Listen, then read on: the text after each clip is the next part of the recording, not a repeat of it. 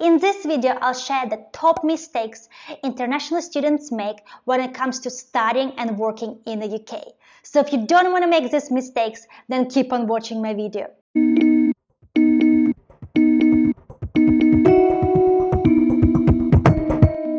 Hi guys, I'm Valeria and I'm a career consultant for international students in the UK. I help them secure the first job in the UK after studies, and also I help students decide which course is the best for them when it comes to studying in the UK. Actually, I'm an ex-international student myself, and my first job after university was working in HR in investment bank in London. But now I'm an independent career consultant, and throughout my career I have connected with hundreds, perhaps thousands of international students, and I have noticed some common mistakes people make. So in this video I'll give you 7 mistakes that international students make in my opinion, and I do hope this video will ensure that your time in the UK is super productive and successful. The first mistake that international students make is actually not thinking about career options of the course they decide to study in the UK. So let me explain what do I mean by this mistake. Well, actually I have people reaching out to me and saying, Valeria, I'm doing my MBA from this university, which job should I pursue afterwards? Well, I think if you are pursuing a postgraduate course in the UK and you're paying thousands of pounds, you should already know your career options before you pay for your course or you relocate to the UK. Why is that? Because there should be a reason why you're doing a course. Perhaps you are trying to learn new skills, perhaps you're trying to change careers, perhaps you're trying to go into more depth into a certain career, so specialize a bit, maybe you're trying to gain new valuable practical knowledge. So it is very strange to only think about what job you can do after your course only once you're ready in the UK. Be very careful. There are lots of education agents or similar that just push you into a course and say, yeah, that is good, but they are not career experts, or they don't have your career aspirations in mind, or they don't have your career goals in mind. Obviously, it's hard to know what your career options are, career goals, if you are just 18, 17, 19 years old. I'm not talking about bachelor students. You have a bit more time if you're a bachelor student to figure it out on the way. But if you're doing a postgraduate qualification, which is usually for more mature students, at least that already completed a bachelor's course, do think about what is the career purpose of you doing a particular course. Don't make that mistake. The mistake number 2 that international students make is choosing a course in the UK because they think it will get them a job. Yes, of course, you need to think about the career options and which sectors usually sponsor and which areas can get you a job. That's a very smart thing to do. But the mistake is just going for a course because you think it will guarantee you a job, or because you've heard that someone else got a job after this course, or because you've heard that engineering, let's say, is a very good sector in the UK to get a graduate job or get a job on a skilled worker visa. No course is a perfect solution for all. If someone else pursues engineering and gets a job in the UK, it doesn't mean it suits you. Don't choose the course just because you think it will guarantee you a job, because no course guarantees you a job. And when you're saying, what's the scope of this course? What is my chances of getting a job after this course? There is no one answer, because there is so much more to job application than just having a degree. There is also work experience, there are skills, there are strengths, there are leadership qualities, there are achievements outside your course and on your course. So I would say, if someone else got a job in the UK by doing some course, it doesn't mean it will be the same for you.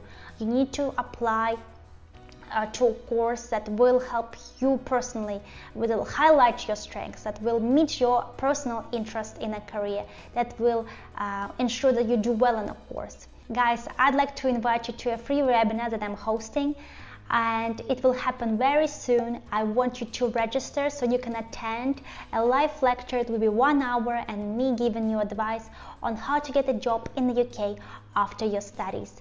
To register to this webinar, please go to my website, mindagra.com/webinar, and I'll hope to see you there. The mistake number 3 that international students make in the UK is actually not socializing outside their language, nationality, or country group. English is not the first language for me, it's not the first language for most international students in the UK, and I know it can be hard to go and make friends with people when you're not confident in your language, or maybe even with British people when you feel like, well, they're not interested in me, they don't care about my culture. But if you don't get outside your comfort zone, you'll never improve your communication skills. It's very important to socialize with other international students, so speak English, get to know their backgrounds, get to know their career plans, and also don't just stay with people you're comfortable with, because when it comes to working in the UK, you'll have to socialize with people from all over the world, and you have to be prepared and you have to be comfortable before your first day at work. The reason why UK is so great for studying is not because of the education or career opportunities. It's also about the environment. You surround yourself with people, British, but also people from all over the world. So use this opportunity to make global connections, to learn more about the world, to find out more about the cultures, just know how to communicate with people from different countries. It is a valuable skill. If you want to make a career in a global company or in the UK, you really need these skills. If you want to return back to your home country and never use English again or never speak to foreigners again, then this mistake does not apply for you. This leads me very naturally to the next mistake international students make, which is lack of networking. Networking is forming professional relationships for exchange of information or opportunities, and it's a very important skill to have when you are an international student in the UK. If you don't want to use LinkedIn, make sure you go to events organized by your university, organized by your department, you attend conferences, you attend career talks, because you can meet experts from your field, you can meet future colleagues, you can meet future bosses. Now I am a career consultant and I do reach out to people I have met at university to help me advise other students to get a job. In reality, LinkedIn gives us endless opportunities to connect with people from all industries and all jobs, but also when COVID eases down, we have this in-person networking opportunities. Start from your lecturers, start from people on the course or other courses, and then you can also move to people in your industry. Studying in the UK, again, is not just about the knowledge you get, it's also the professional network you get. So make sure you acquire one while you are in the UK. Mistake number 5, I've noticed that a lot of international students think of PSW or graduate route visa as a solution. Why am I so confident that people do that? Because when I post a video about PSW or graduate route, or when I make a post about it on my Instagram page, people comment, they ask me questions. Am I eligible, Valeria? Will I get it? What should I do to get it? Much less common the questions are, Valeria, how do I make my profile strong? Valeria, how do I get the job? Valeria, which jobs should I target? Or how do I make sure I stand out from other candidates? These questions are much less common because they require a lot of effort on the person that is asking a question, right? They require you to actually go and make changes and apply for jobs. But people just want quick solutions. They want to switch to this visa and know they don't have to care about looking for a sponsor. And yes, PSW is amazing, or graduate route is amazing visa. Yes, you can rely on it for 2 years, but it's not the solution. It just gives you more time, and it doesn't mean that you shouldn't be thinking about your job hunting or about your job searching strategy while you're still studying just because you have for this graduate route.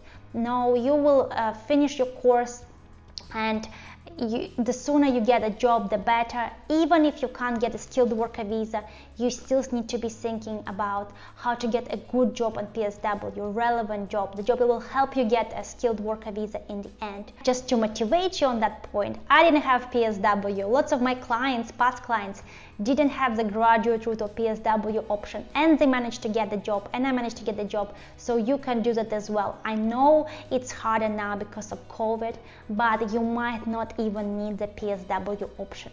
This leads me to my next mistake that I've noticed people make, which is thinking that the lack of interviews or job offers is due to the student visa status or because you are not British. So I have a lot of people reaching out to me and saying, Valeria, I have applied for 10 jobs and I never heard back, I never been invited to an interview, and it's all because I'm on a visa. And I'm always skeptical, and I'm just thinking, okay, send me your CV, send me your cover letter, tell me which jobs you have applied. And I review all these documents, I review the strategy, and I find out that actually the problem is not the visa. If the British person applied for the same documents, the same strategy, they probably wouldn't have been called for an interview either. Yes, the reality is that sometimes you can't progress because of your visa status. It's true. A lot of companies reject automatically, or they don't pass you to the next stage, they don't make you an offer. That's true. But it's not as black and white. It's not that you won't be able to get any interviews. Quite often the reason why international students don't get interviews is because the candidate profile is weak, so the CV, cover letter, application, or maybe they're not selling themselves right, maybe they're not applying for the right jobs, or they're just not applying enough to a lot of jobs. And let me surprise you, a lot of British people, once they graduate, a lot of British citizens struggle to get graduate jobs, struggle to get their first job out of university, and it's not to do with the visa status. It is because it's competitive, because sometimes they don't have the luck, and sometimes because they don't have the right skills, strategy, or CV. So please don't blame the lack of effort on your job searching strategy on your visa status. People get interviews on student visas probably every day, maybe multiple times a day. I know, guys, I'm very passionate about this topic. I'm trying to really get my mindset to you, really trying to push my ideas to you. I hope you don't feel like I'm rude, but let me give you the fatal mistake I've noticed people make when it comes to studying in the UK as an international student. The mistake number 7 is thinking that a graduate scheme in a top company is your only career option. So again, international students come to me and say, Valeria, I have missed the deadline for KPMG or PwC, or I have been rejected for all the graduate schemes. That's it, I can't get a job in the UK this year. I'll probably have to wait for next year, or I have to go back home and then return, or I just don't know what to do. Well, surprise, actually there are tons of jobs in a small to medium-sized firms. There are tons of jobs outside the graduate scheme programs, and it doesn't mean you'll have a worse career path. It doesn't mean that you have lost the competition or that you are just not doing something right. No, there are graduate schemes and there are other ways of starting your career in the UK. And medium-sized firms sponsor visas, small-sized firms sponsor visas. So actually, if you didn't get the graduate scheme, you might have even a better career path, you might even get a better pay. I'm not guaranteeing it, but I'm just saying that not getting a grad scheme in a top bank or top consultancy firm is not the end of the day. It's not the end of the game. No, it's not the end of the world. And you can still build your career in the UK. You can still achieve the success you want.